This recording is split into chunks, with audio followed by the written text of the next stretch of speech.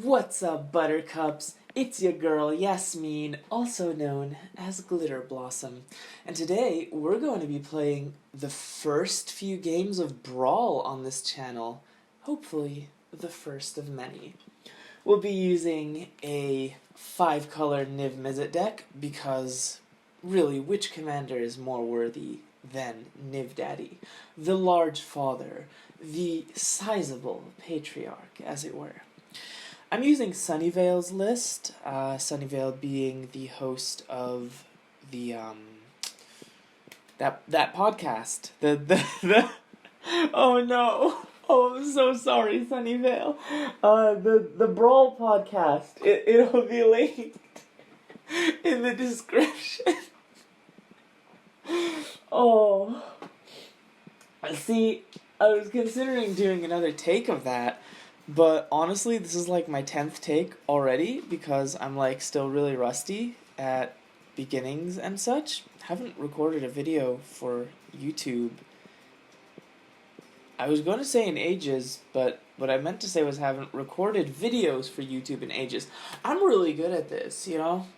Yeah, anyway, I'm kind of showing my ignorance here because I haven't actually ever listened to Sunnyvale's podcast or read their articles, despite hearing many great things. I decided to take this deck and go in blind with it because I kind of just want to see how it goes. Ooh, and we are playing versus Tezzeret, Master of the Fridge. Now, looking at our hand, for a 5-color deck, all the spells in our hand are remarkably castable. So, you know, we want to prioritize getting to Fairy down as quickly as possible. Assassin's Trophy, probably not great to ramp them toward Tezzeret at the beginning of the game. So, we'll see. We'll put this down. Okay, that's good. Unsummon offers us very nice early game disruption. Next turn we'll probably put down the Temple of Triumph to scry for hopefully an untapped land so we can play Teferi turn 3, but if not, then that's how it goes.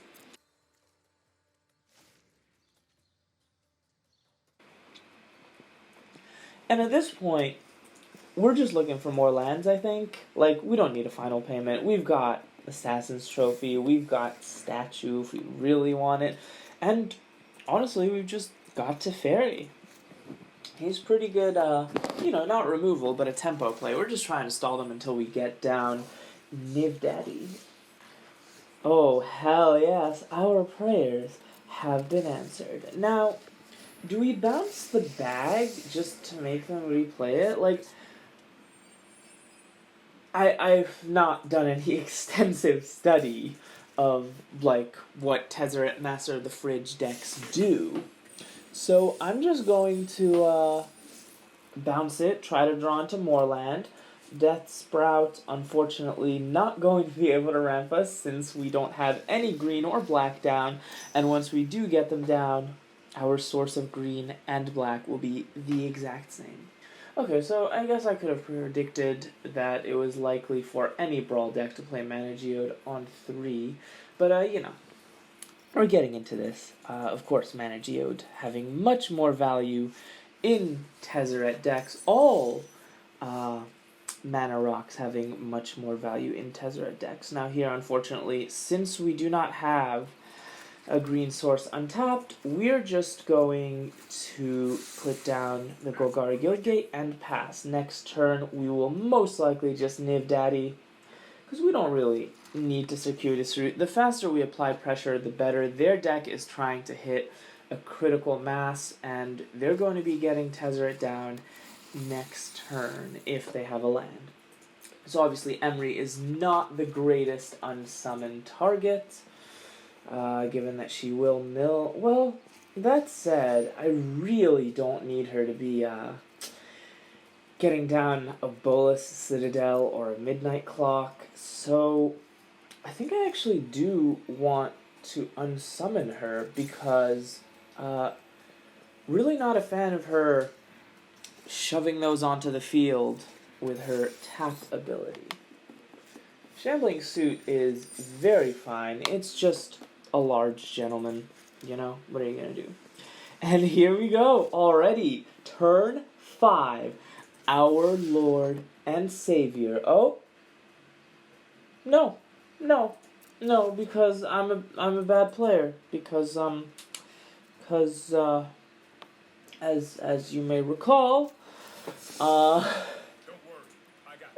our green source is the same as our black source. So that's cool. We'll do the usual evil standard play of waiting for them to draw and then using Thought Erasure at instant speed. Let's see what they do. They could bag, but like, do they really want to give us more information on what will be in their hand? I mean, oh, Thought Erasure sucks versus Bag of Holding. Okay, so y'all are going to be seeing shit like this, you know? You're going to be seeing, you know, just me being a dumbass. I mean, if you're not used to that already by the few videos I've put out, then I don't know what to tell you. Guild Globe Portal Monitor, Bake into a Pie. Bake into a Pie kinda shitty versus everything in our deck except Niv, where it shines. I don't want them drawing cards and getting down more artifacts, though. I think I kind of have to bake into a pie, though, just so Niv can stick. Oh, this is really unfortunate. I mean, I'm going to take this, and then I'm going to Circ Route next turn, most likely, but yeah. We're not really having a good time. And of course the bag will return it. So really, that Thought Erasure was a very stupid idea. Of course, no other cards in my hand were live except Circuitous Route, but I should have just used Circuitous Route because, yeah, I mean, like, it's going to slow them down a little bit, I guess, and if they pop the bag, then they're going to be losing an artifact, but, like, Bake into a Pie is going to give them another artifact, and Emery is just going to be back, so I do believe we are, how you say, in a bad position. So of course we're going to Circ Route before we scry, just to actually get value off the scry. We'll put down a Gateway Plaza because we do have 1 mana untapped, and then probably Rakdos Guildgate, just because of the extra black on Death Sprout. I mean, it doesn't really matter that much, because we have a Gateway Plaza. Currently, it's looking like our mana is pretty fixed, and we do not need more of it. All we need is for them not to spiral out of control before niv-daddy can save us. So, unfortunately, Death Sprout does not hit Planeswalkers for that price. You might expect it to. I mean, 4 mana is obviously not enormous, but like, Vraska's Contempt was easier to cast. Fucking green, black looking ass. That was interesting. Oh, duh. Well, I mean, they're not going to be able to pop the bag, so they just cordon. I question this decision. Okay, I mean, I'm not gonna be a shit. Opponent is obviously still winning, so, like, I'm in no real position to judge here. So if I put down niv-daddy, I will still be able to Tyrant Scorn that Shambling Suit. Let's get it! Oh, I've missed Niv. Okay, 3 hits, not amazing, but we did get to see his beautiful... Oh, 2 hits. Oh, right. Of course. Okay. That's fine. You know what? That's fine. I guess we put down Dovin here just to make as much use as possible of all our mana. And we hit the Shambling Suit so that it can do no damage. We actually probably should have hit Tezzeret, but then we wouldn't be able to Until my next turn. No, never mind. Yeah, we should absolutely have hit Tezzeret. Probably just taken the 6 from the Shambling Suit, or, like, let the... Oh, no! Yeah, we'll put that in the command zone. Okay, I mean, that's fair. Oh, do we just lose? Do we lose? Pretty much. How are we getting out of this one? Okay, actually, we have some pretty great outs here. We, yeah, obviously they're not going for Dovin because we're on 2 life. We just, Assassin's Trophy the Tezzeret and go from there. Assassin's Trophy the Tezzeret, and of course Tyrant Scorn this. We can Death Sprout that if we really need to, etc., etc. Unfortunately, of course, this deck is not going to be playing counter spells, but what are you going to do? Assassin's Trophy will make it easier for them to cast Tezzeret again. This is 1. This is 2, 3, 4, 5, 6, 7, 8. Yes. So, do we just lose? Do we just lose? Destroy target creature, destroy target artifact, creature, or enchantment, blah, blah, blah, blah, blah, blah, blah. Okay. Alright, so we have 1, 2, 3, 4, 5, 6, 7, 8 mana. So that leaves us able to Bedazzle and Astrophy, or Astrophy, Tyrant Scorn, and Statue, which I believe is what we are going to do. So we'll hit this. Awareness of your imperfections is maddening. And I guess we're doing this. Yeah, before they draw, so that they might be tempted to use their mana to crack the bag. Again, this is just not a very good position, but you know what? This is the fun of Brawl. Like, hope we don't get auto-tapper screwed, but we'll see. Like, right now, we are looking at a finely tuned machine. And honestly, we're playing a pretty well-constructed deck, too, as far as I can tell. We're just bad players, so, you know. We're going to try to take down their arcane signets, and we're going to hope that that's enough. Here we go. And, oh, no. Oh, okay. We can still kill their Shambling Suit. See, I was really afraid that Auto-Tapper would fuck me over. And of course, doing this during their upkeep tempts them to use their mana on something else, possibly to crack the bag, etc., etc., or they'll just lose their Arcane Signet's mana. Okay, they're just going to use the bag to loot immediately, just to put something under the bag. That's very okay. What have they put under it? I didn't actually see. Oh, just an island. Okay. Well, they won't be able to untap that. No, wait, they will be able to untap that bag, I guess. Like, they can technically get the island into their hand this turn, but they're not playing Tezzeret this turn. And of course, the problem here is they'll just play Tezzeret next turn. And when they do, we will assuredly lose. If only Dovin made Planeswalkers more expensive. Making artifacts more expensive is pretty nice versus this deck, though, I'm not gonna lie. Instants and sorceries probably matter as well, like, you know, they have the bacon to a pie and all that.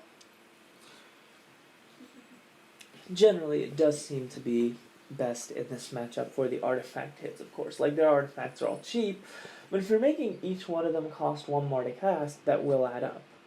Unfortunately, it doesn't seem to have done too much to them. I mean, I don't know what we can get here. Like, do we run Dovin's Veto? I'm going to assume we don't. They have the ability now on 6 mana to crack the bag and then put down an Emery. Still, of course, unsure what that last card in their hand is, but yes. So here, I believe we are dead 6 different ways. Let's, So, like, if we don't niv-daddy, then we can't hope for a Dovin's Veto, and their Tezzeret will just kill us with his plus. But if we don't take out Emery right now, she'll just bring back Bolas's Citadel. So I do believe we have lost. Unfortunate, but what are you going to do? Opponent had a really good deck. Okay, so yeah, we're looking at a Dovin's Veto that was actually found.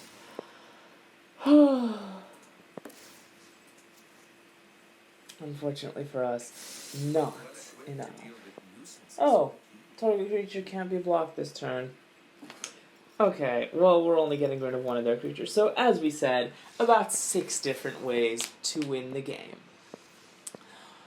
Honestly, not the worst deck to lose to first game. I mean, obviously, would prefer to have won. Obviously, am not a huge fan of artifacts. Y'all will very quickly learn that about me. One of my biggest frustrations with Yu-Gi-Oh, for example, is its obsession with just making everything randomly mechanical. Like, just for no reason. Just, you're a mech now.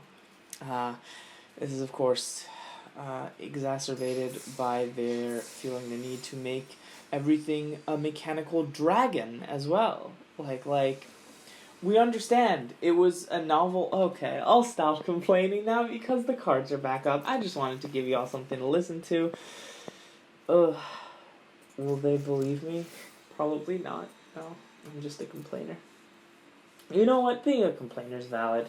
Now, our arcane signets are less fun here. Like, not less fun. Less just for fun here and more kind of necessary because we're playing Guildgates as most of our lands, so, you know. This is a pretty nice hand, though, against aggro. We've got, well, every card in our hand except our mana is removal. So, yeah. I fuck with this. Oh, I didn't even look at their commander. Their commander's Torbran. Of course it's Torbran. Okay, oh god, now status is going to keep asking me if I want to give their creatures death touch. You know what? That's okay. If we put Lawmage's Binding on Torbran, it won't do anything because, Torbran's ability is not an activated ability. Goblin Gathering! A card that benefits from being played in multiples, but I guess you're just trying to make as many creatures as possible, because Torbran. And honestly, I respect that shit. So, do we just kind of take a shitload of damage here to get Firemind Vessel on? Or do we... I think we do, because, like, we're going to need to clear out their board the turn after anyway, like... This mana is not enough to stop them from doing some amount of damage. Like, yes, it's gonna do 9 damage to me when they put down Torbran. You know what? I'm fine taking 9 damage. Next turn, we will have 6 mana at the very least, possibly 7 if we draw an untapped land, and that will be amazing. The great thing about Niv is, if you get up to making him, then you don't really mind drawing a bajillion lands. Because, like, he's just going to refill your hand anyway. So, obviously, the temptation to cast Niv on turn 4 is very high. But, we should really just kill Torbran. We really should, shouldn't we? Yeah, we should. So, I think I'll wait, honestly. I will Lawmage's Binding the Tin Street Dodger right now, because it actually does have an activated ability, and if I wait till their turn to Lawmage's Binding it, it can just use its activated ability. Oh yes! Captive Audience on 5 as well. That is a very sure way to offset Niv on 6 being taken away from us. Oh boy. This is a very imposing field you got there, my friend. Chandra's Spitfire, of course, growing enormous. Anytime electrostatic field does any damage. Unfortunately for you, you're only doing 2 damage this turn, so that's cool. I mean, if they draw another land, then they'll be able to cast Torbran, and will probably die, but them's the breaks. So here, they're not gonna really care if their life total becomes 4. I think that's just what they're gonna do. So like, it's probably better to just statue the Spitfire and Beacon Bolt, because we'll still only have two sorceries and instants engraved, so Beacon Bolt won't be hitting for 3.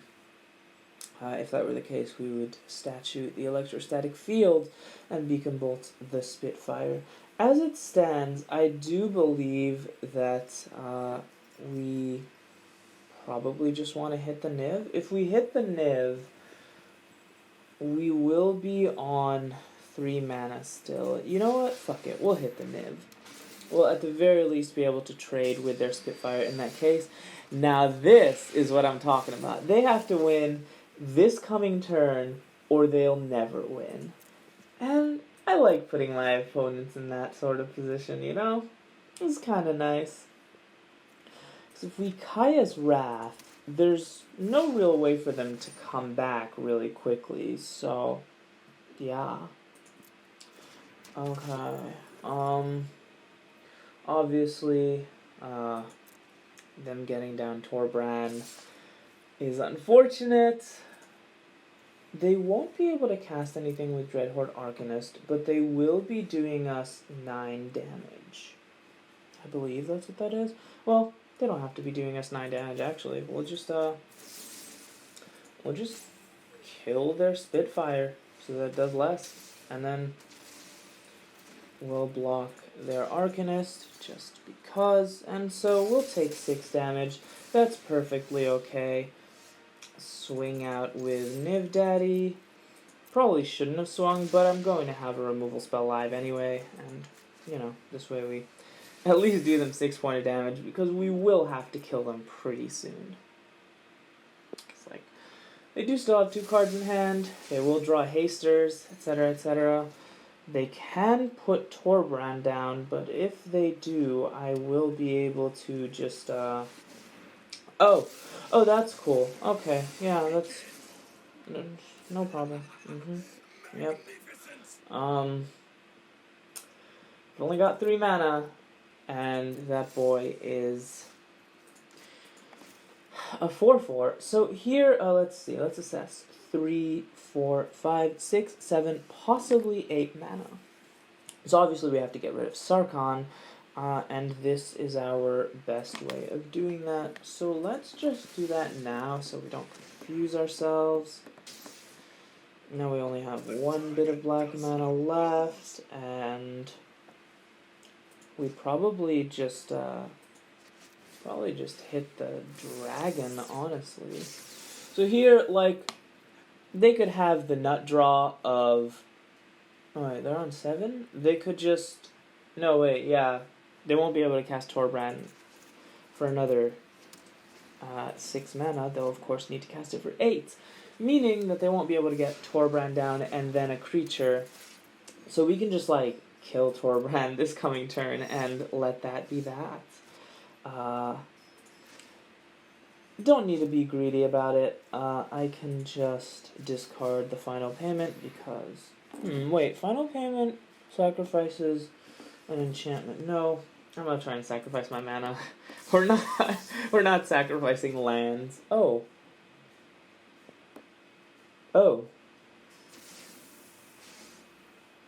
okay. For a second there, I thought that -1 said 1, and I got really scared. Okay, alright. We do have a statue live, of course. I believe we have stabilized. Stabilizing versus Torbran on 5 life. Not the most optimal, but you know what? You gotta do what you gotta do. So here we cast niv-daddy for 7. Draw a bajillion cards, hopefully, and yeah, hopefully win the game from here. Teferi bouncing is not, like, optimal. We probably do want Dovin, actually. Attacking with Deafening Clarion, clearing their board, and getting lifelink with Niv sounds very hot. So, let's do that this coming turn. Let's not lose, and then let's hit him for 1 billion. Okay, alright, you are a very optimistic person. I mean, can't really fault him, honestly. Okay, so at this point we have 1 billion mana, so we're going to... No, we do need to kill Torbran, so we can't get cheeky just yet. Unfortunately. I mean, we should probably just do this. Like, we'll just destroy target land, destroy target creature, make it harder for them to cast Torbran again, and go from there. We will still have a statue live. No, not Death Sprout, no, we won't have statue live. I mean, we'll have Bedeck live. That's okay. That's reasonable.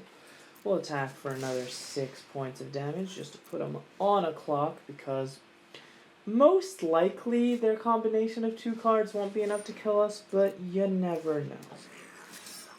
We can just Bedeck this right away because we're trying to be efficient with our mana, not waste any time. Of course, Deafening Clarion could have taken it out, but where's the fun in that? Now Torbran is 100% dead to a D-Spark if they decide to get him down. I believe at this point the game is ours. They can give us a bunch of zombies, they can discard their hand, or they can put their life to 4, meaning that Niv will kill them this coming turn. They have decided to discard their Lava Coil. That's actually a pretty good choice, honestly. Like, if you have to discard something, might as well discard the Lava Coil. And it is at this point that our opponent should probably be saying good game. We're going to say it for them in style. Let's link some life. Let's make it seem like we weren't ever in any trouble at all. I skipped out on game there by not giving Niv +1/+1 with status, because I can't do math, but our opponent surrendered anyway, so that's cool. 525? That's a weird note. Oh, right, they've started to give you 25, what's his face? Experience for each of your first 10 daily wins. Right. So, Mace of the Valiant is a pretty okay card, I think. Like, obviously it makes your creatures enormous, but, I don't know. It's an equipment, you know? It's whatever. Costs, mana, etc., etc. So we've been recording for 28 minutes.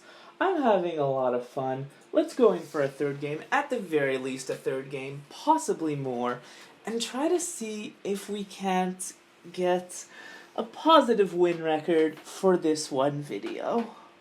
Oh, excuse me. Your girl is very tired. Insomnia will do that to you.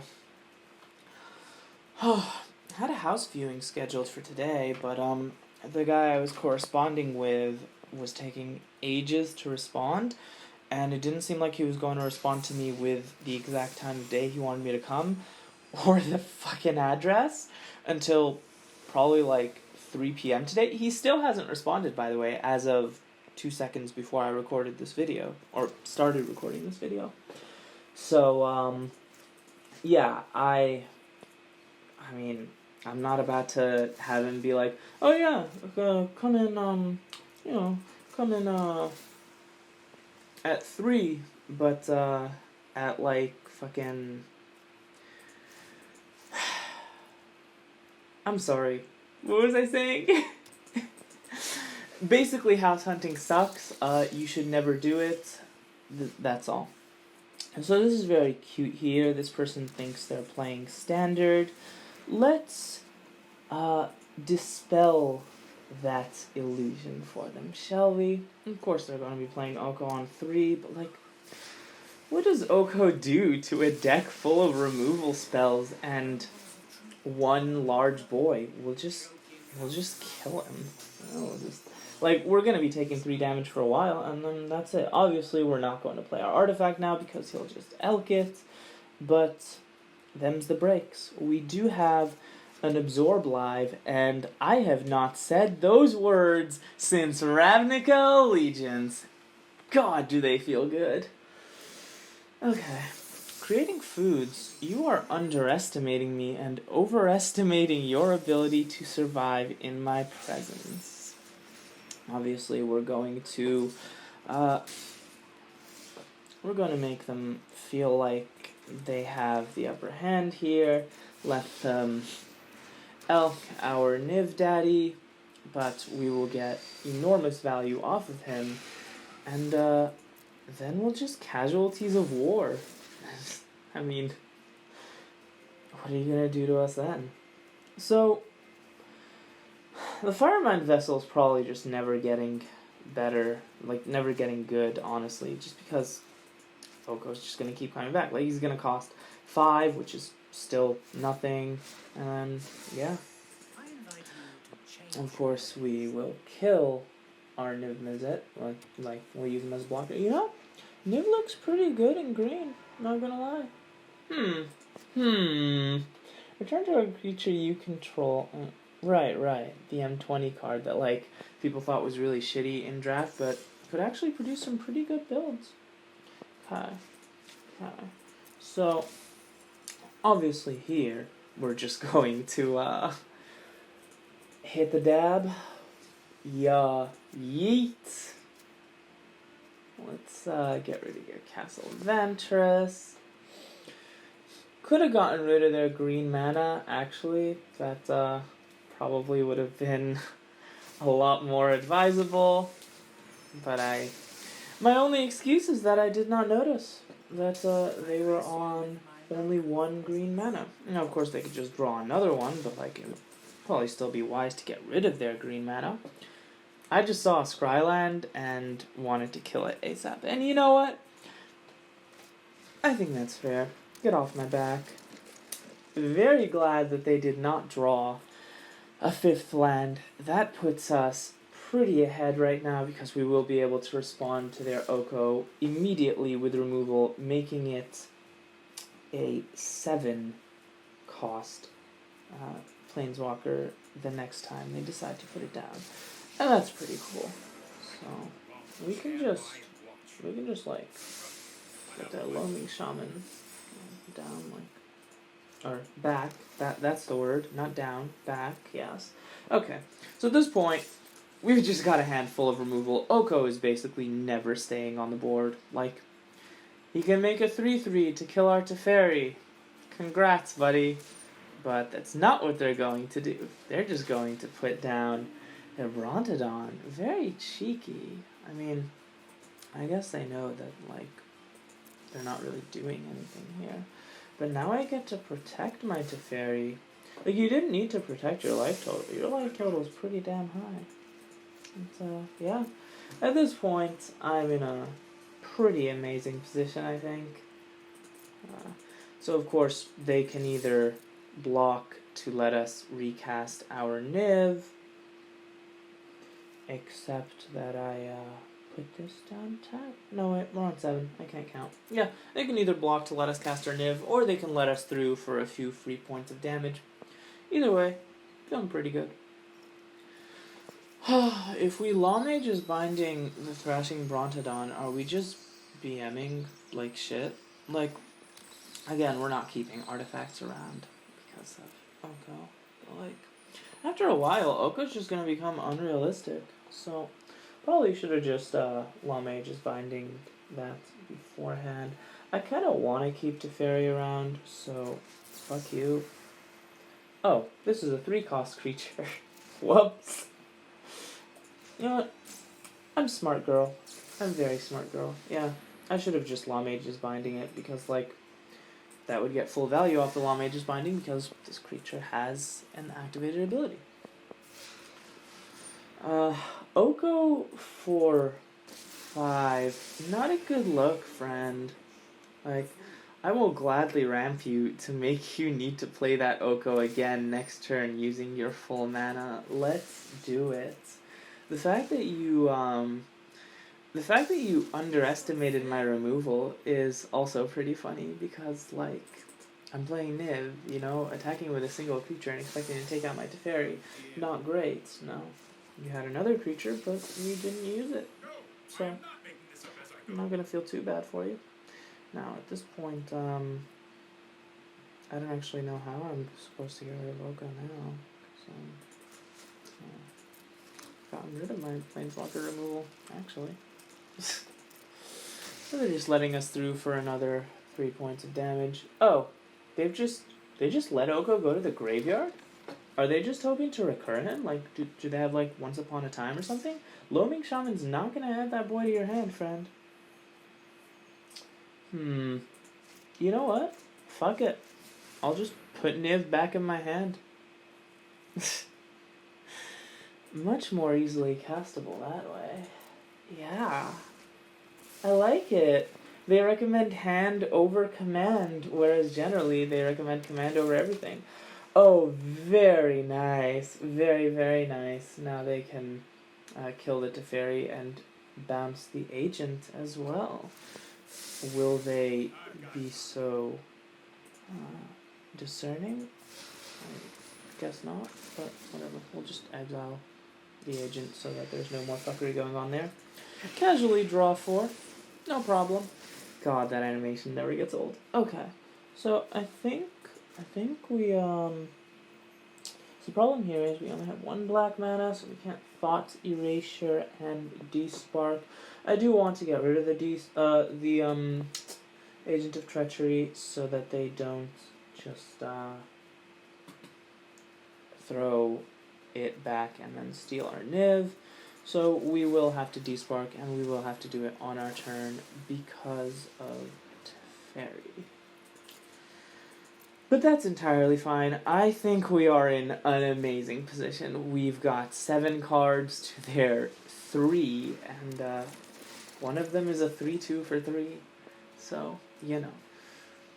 I mean, you can hope to draw your Oko at some point, but, like, you're adding another card to your deck as well, making it bigger. Not that that's gonna matter too much. Hopefully we'll have you dead before then. You never know, of course. Can't be too confident. She says, speaking with supreme confidence. Why? Why? I mean, you don't want to bounce my Niv, but why not plus? Oh, right, because, like, he's going to die, so you might as well get that value. That's fair. That's respectable. So here we can captive audience and Thought Erasure. We probably should have Thought Erasure first, but what are you going to do? Okay. If they have something, they'll use it now. Don't have anything, then they don't have anything. Oh boy, it's the 9 mana elk. Hell yeah. I think I'm good on mana, thank you very much. That should be fine. Now, that Troll King is still pretty big. Ooh, and there's the game. I mean, we managed to control out. It was pretty nice. Let's see. We've probably gone over the 40-minute mark, in which case I will stop this video. Oh, we're just about to hit the 40-minute mark. Perfect. We'll get our 1,000 gold, our 25 experience, and our Fairy Formation, which is, first of all, an absolutely stunning card. Look at that artwork. I am super gay. And also just a really fun Brawl card. Just, you know, just a nice card. A pretty okay card, pretty good. Like, Maze of the Valiant is a playable card.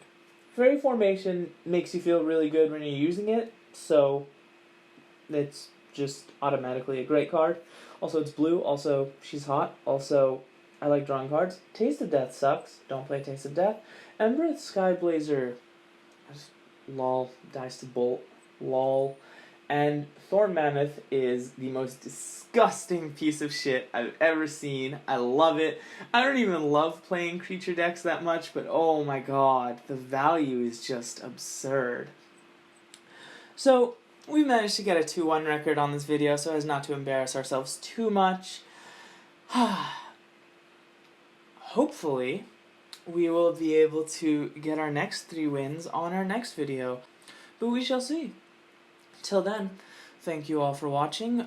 Please make sure to check the links in the description for this deck list, for Sunnyvale's information, as well as the name of their podcast, which I still don't remember and did not take the time to deftly look up during any lulls in the games because I'm not a good content creator yet, but we're getting there. Be sure to subscribe if you're enjoying this content. Be sure to leave a like, leave a comment telling me how you enjoyed this video. If you enjoyed it at all. If you didn't enjoy it, constructive criticism is very welcome, of course. Follow me on Twitter, etc., etc. We'll streamline this. We'll streamline the shill shit at the end. Shill shit sounds fun to say, but doesn't really bring across a very great image. Bring across? What the fuck are you saying? Okay, it is clearly time for me to end this video, so thank you again very much for watching, and I will see you all next time.